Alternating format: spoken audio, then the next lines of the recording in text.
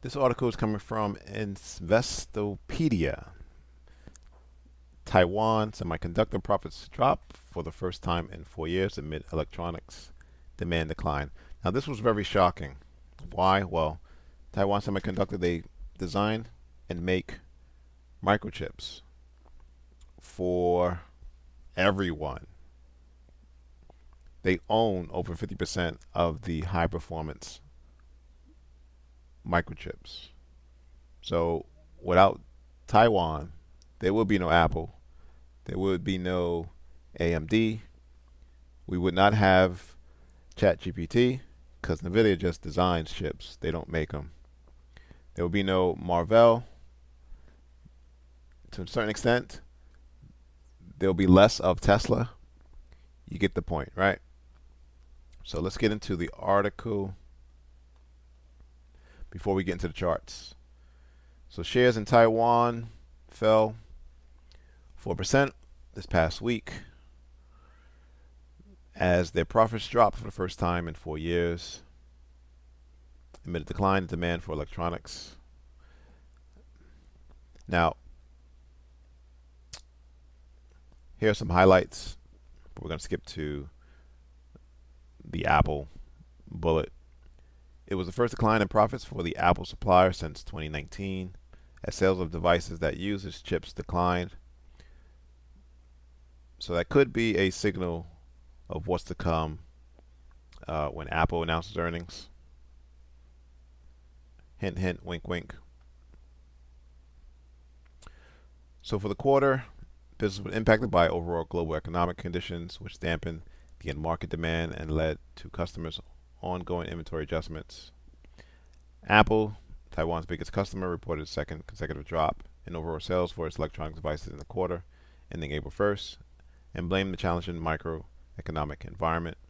Apple wasn't alone. The global smartphone market declined 11%. All right, so what are they forecasting? Because that's what it's all about. They expect revenues to come in between 16.7 billion and 17.5 billion. Gross margins to be between 51.5% and 53.5%. Gross margin is very important. Just ask Tesla. Moving into the third quarter, they expect business to be supported by a strong ramp of their 3 nanometer technology. That's crazy. I think recently we're currently at the 6, so just things get smaller and smaller and smaller, and they're leading this technology when it comes to microprocessors. There's nobody that can compete with them. It's why you have this bickering between China and the U.S. Over Taiwan, right? Because he who holds the reins of Taiwan really owns the world, because everything runs on chips.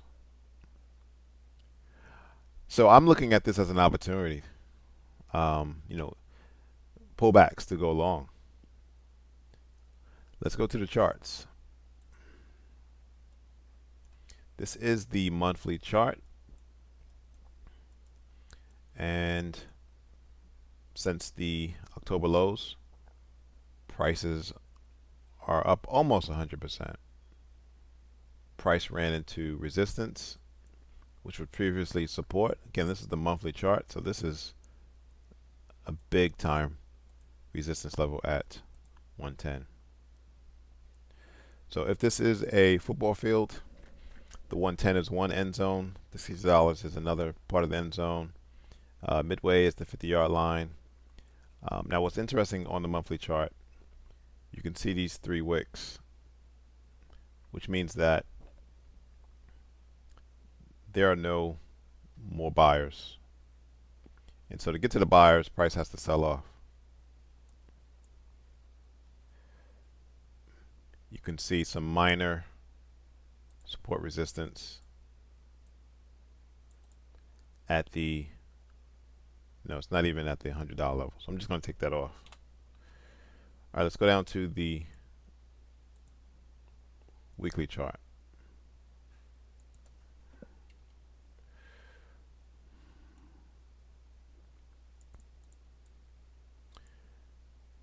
And price did sell off on earnings. It's hitting the 13 simple weekly moving average.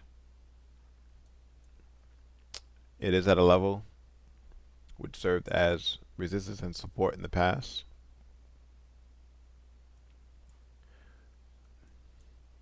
Now, down here in blue, we'll look at those. Those are daily buy levels. And when we get to the daily chart, we can see where price may go next or stop. All right.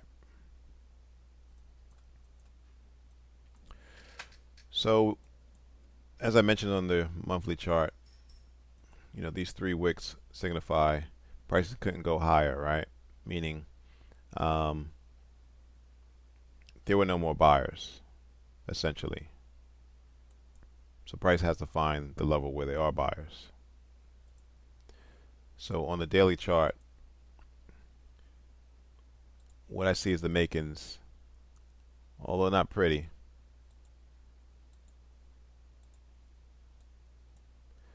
I see a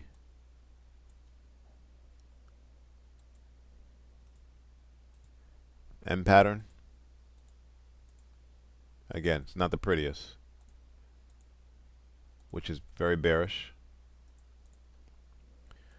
I also see a gap at the $90 level.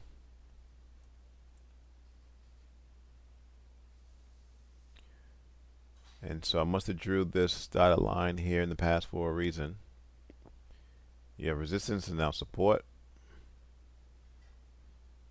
You have price at a level where price seems to gravitate to.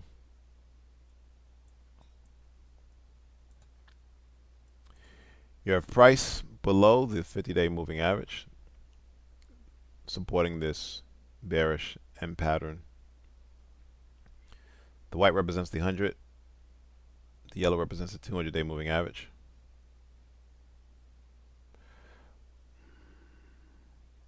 All right. So let's put a line here at 90. And we're going to color that green. Potentially allow the 200-day moving average to kind of catch up.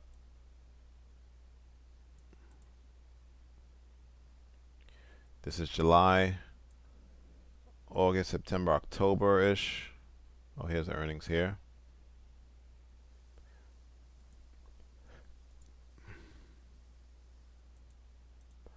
So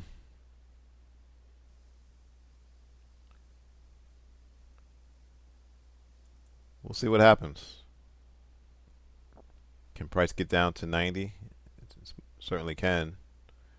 It's coming off of monthly resistance on the daily chart, formed this M pattern. This level is crucial. It is below the 50-day moving average. Can it test 94? Certainly can. That's where the 100-day moving average is. Can it go lower than that? Most certainly, to fill this gap at 90. We'll see what happens. But